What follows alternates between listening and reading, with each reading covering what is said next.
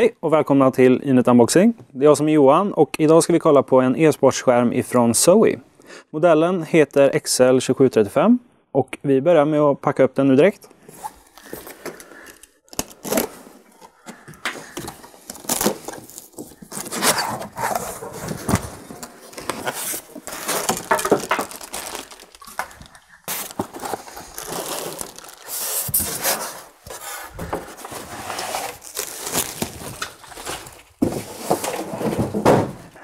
Så där ja, då var den upppackad.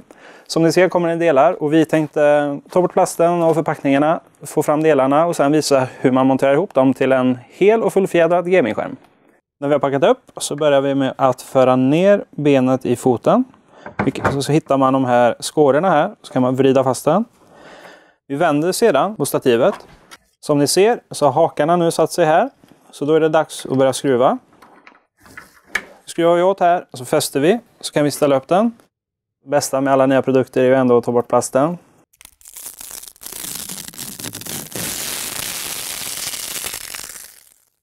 Nu är det dags att sätta fast stativet med skärmen. Och det gör man genom att helt enkelt föra in de här två piggarna på den övre delen av skärmen.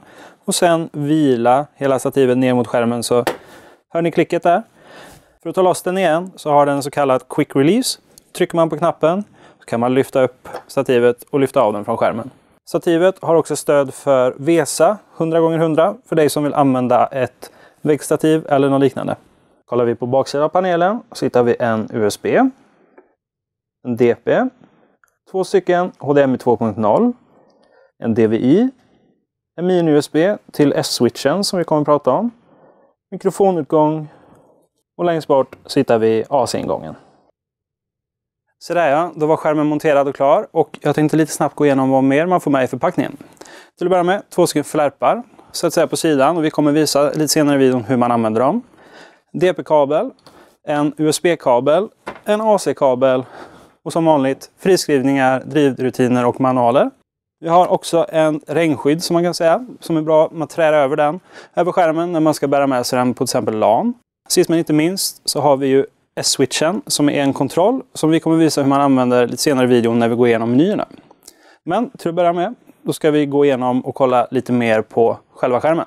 Vi börjar med att ta en närmare titt på skärmens vänstersida, så ser vi att basen är en mörkgrå matt plast. Vi har mikrofon, hörlur, 2 USB 3 och så har vi en liten häftig detalj här. Utskjutbar hörlurstativ. Skärmen har väldigt goda justeringsmöjligheter när det kommer till ergonomi. Jag tänkte gå igenom dem lite snabbt. Till att börja med så kan vi tilta skärmen. Vi har 5 grader inåt och upp till 20 grader bakåt. Kollar vi höjdledsmässigt så kan man justera skärmen upp till 140 mm. Så nu har vi den i botten. Lyfter upp den 140 mm upp till toppen.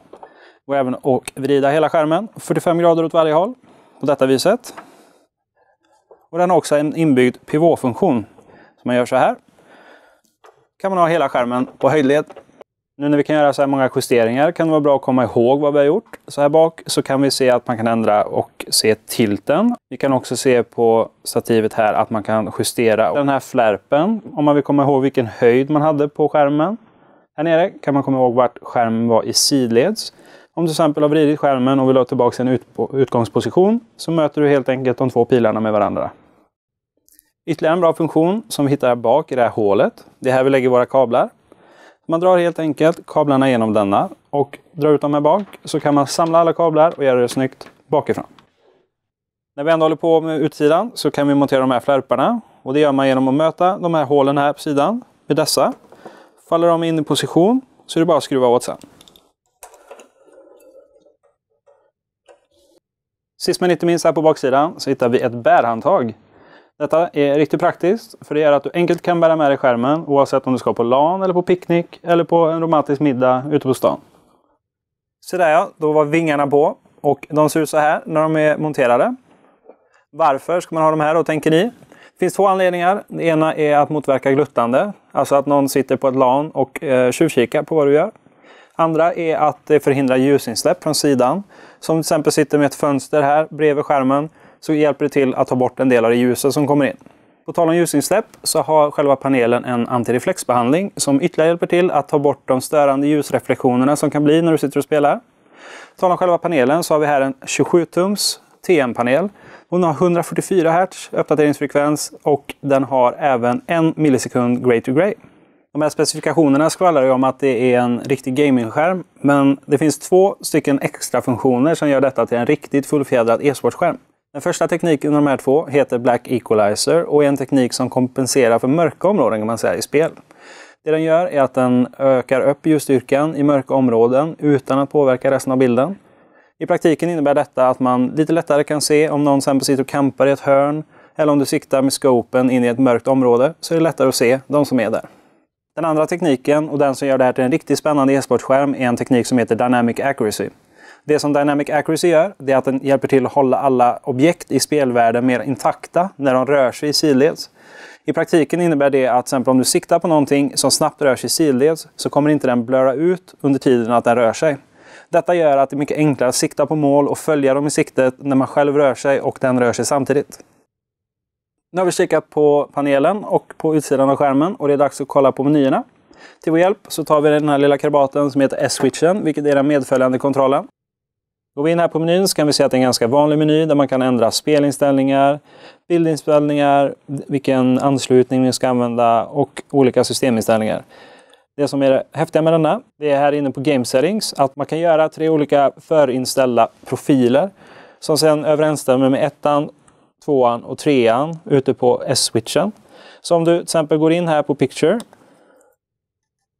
Mode och så väljer du Gamer 2 och så går du in på till exempel Brightness, du vill ha en jättestark ljusstyrka på just Gamer 2. Så väljer du det. Sen så går du tillbaks till Game Settings och sparar du den som Gamer 2. Så kommer varenda gång du trycker på 2:an på kontrollen kommer du få exakta de här inställningarna. Så det är väldigt lätt att byta mellan olika förinställningar om du vill anpassa dig från spel till spel. Det var allt från vår unboxing av Zowie XL2735. Vill ni se fler videos som dessa? Följ då vår YouTube-kanal. Har ni några frågor? Ställ dem ner i kommentarsfältet.